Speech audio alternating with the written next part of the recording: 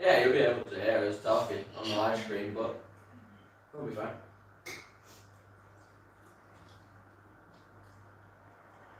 I don't know if anyone will actually watch live. As long as we don't talk in the speech. Yeah. Make sure we listen to the speech and don't comment on it afterwards. Yeah.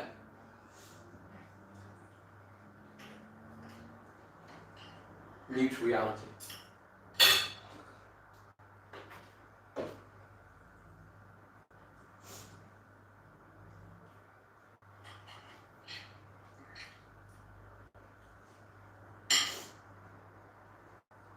Now on BBC One there follows a statement from the Prime Minister. It is now almost 2 months since the people of this country began to put up with restrictions on their freedom, your freedom, of a kind that we have never seen before in peace or war. And you have shown the good sense to support those rules overwhelmingly. You've put up with all the hardships of that programme of social distancing because you understand that as things stand, and as the experience of every other country has shown, it's the only way to defeat the coronavirus, the most vicious threat this country has faced in my lifetime. And though the death toll has been tragic and the suffering immense, and though we grieve for all those we have lost, it is a fact that by adopting those measures we prevented this country from being engulfed by what could have been a catastrophe in which the reasonable worst case scenario was 500,000 fatalities. And it's thanks to your effort and sacrifice in stopping the spread of this disease that the death rate is coming down and hospital admissions are coming down.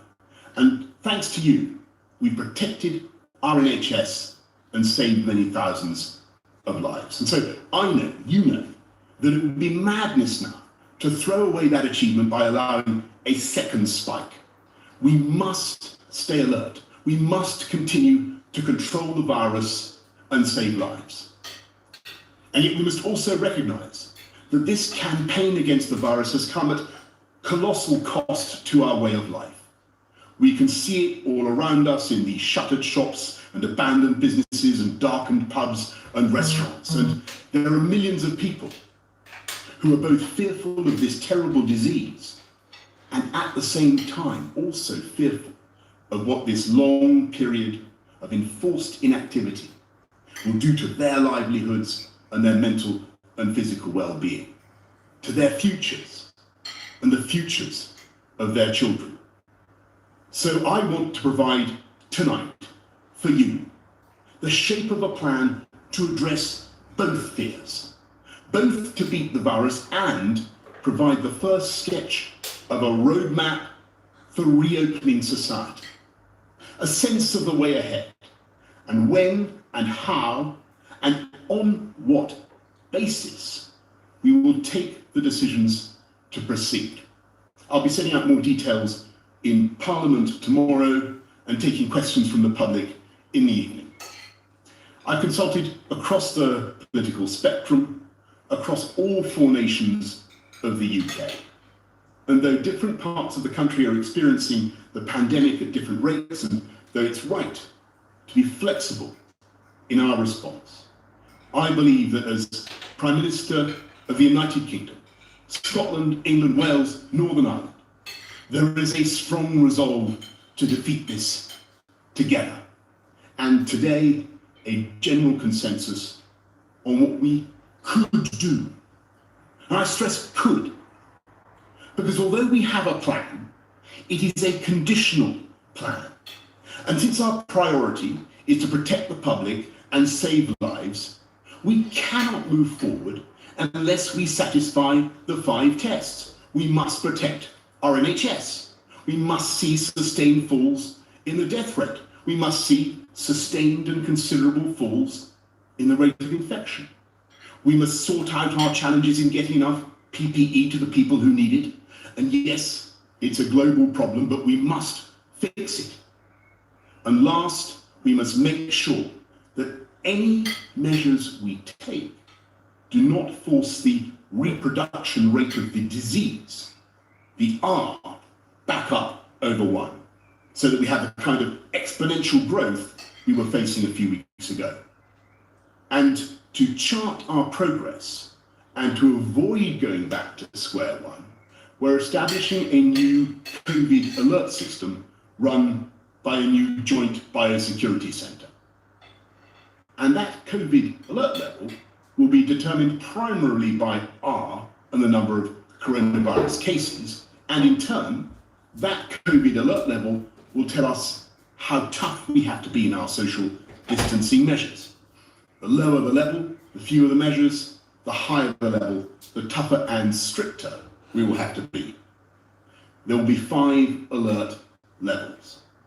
Level 1 means the disease is no longer present in the UK, and level 5 is the most critical, the kind of situation we could have had if the NHS had been overwhelmed. Over the period of the lockdown, we've been in level 4, and it's thanks to your sacrifice we're now in a position to begin to move in steps to level 3. And as we go, everyone will have a role to play in keeping the R down by staying alert and following the rules. And to keep pushing the number of infections down, there are 2 more things we must do. We must reverse rapidly the awful epidemics in care homes and in the NHS. And though the numbers are coming down sharply now, there is plainly much more to be done. And if we're to control this virus, then we must have a world-beating system for testing potential victims and for tracing their contacts, so that, all told, we're testing literally hundreds of thousands of people every day. We've made fast progress on testing, but there is so much more to do now, and we can. When this began, we hadn't seen this disease before, and we didn't fully understand its effects. With every day, we're getting more and more data. We're shining the light of science on this invisible killer, and we will pick it up where it strikes, because our new system will be able in time to detect local flare-ups in your area, as well as giving us a national picture. And yet, when I look at where we are tonight, we have the R below 1, between 0.5 and 0.9, but potentially only just below 1. And though we have made progress in satisfying at least some of the conditions I have given, we have by no means fulfilled all of them. And so, no, this is not the time simply to end the lockdown this week. Instead, we're taking the first careful steps to modify our measures. And the first step is a change of emphasis that we hope that people will act on this week. We said that you should work from home if you can, and only go to work if you must.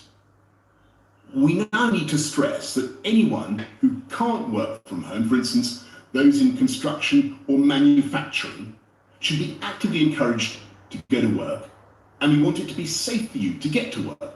So you should avoid public transport if at all possible, because we must and will maintain social distancing, and capacity will therefore be limited.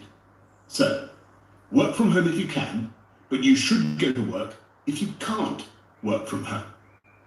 And to ensure you're safe at work, we've been working to establish new guidance for employers to make workplaces COVID secure.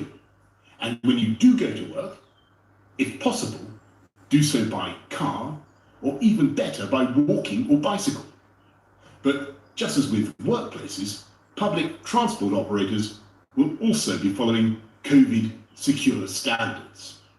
And from this Wednesday, we want to encourage people to take more and even unlimited amounts of outdoor exercise. You can sit in the sun in your local park, you can drive to other destinations, you can even play sports, only with members of your own household.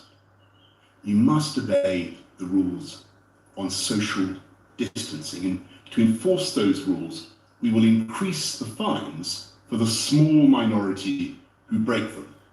And so Every day, with ever-increasing data, we will be monitoring the R and the number of new infections and the progress we are making. And if we as a nation begin to fulfill the conditions I have set out, then in the next few weeks and months, we may be able to go further. In step 2, at the earliest by June the 1st, after half term, we believe we may be in a position to begin the phased reopening of shops and to get primary pupils back into schools, in stages beginning with reception, year 1 and year 6. Our ambition is that secondary pupils facing exams next year will get at least some time with their teachers before the holidays, and we'll shortly be setting out detailed guidance on how to make it work in schools and shops and on transport. And step 3, at the earliest by July and subject to all these conditions and further scientific advice, if and only if the numbers support it, we will hope to reopen at least some of the hospitality industry and other public places, provided they're safe and enforce social distancing. Throughout this period of the next 2 months, we will be driven not by mere hope or economic necessity. We're going to be driven by the science, the data, and public health. And I must stress again that all of this is conditional. It all depends on a series of big ifs. It depends on all of us, the entire country, to follow the advice, to observe social distancing, and to keep that R down. And to prevent reinfection from abroad, I'm serving notice that it will soon be the time, with transmission significantly lower, to impose quarantine on people coming into this country by air. And it's because of your efforts to get the R down and the number of infections down here that this measure will now be effective. And of course, we'll be monitoring our progress locally, regionally, and nationally. And if there are outbreaks, if there are problems, we will not hesitate to put on the brakes. We've been through the initial peak, but it's coming down the mountain that is often more dangerous. We have a route and we have a plan, and everyone in government has the all-consuming pressure and challenge to save lives, restore livelihoods, and gradually restore the freedoms that we need. But in the end, this is a plan that everyone must make work. And when I look at what you've done already, the patience and common sense you've shown, the fortitude of the elderly, whose isolation we all want to end as fast as we can, the incredible bravery and hard work of our NHS staff, our care workers, the devotion and self-sacrifice of all those in every walk of life who are helping us to beat this disease: police, bus drivers, train drivers, pharmacists, supermarket workers, road hauliers, bin collectors, cleaners, security guards, postal workers, our teachers, and 1,000 more, the scientists who are working around the clock to find a vaccine. When I think of the millions of everyday acts of kindness and thoughtfulness that are being performed across this country and that have helped to get us through this first phase, I know that we can use this plan to get us through the next. And if we can't do it by those dates, and if the alert level won't allow it, we will simply wait and go on until we've got it right. We will come back from this devilish illness. We will come back to health and robust health. And though the UK will be changed by this experience, I believe we can be stronger and better than ever before, more resilient, more innovative, more economically dynamic, but also more generous and more sharing. But for now, we must stay alert, control the virus, and save lives. Thank you very much.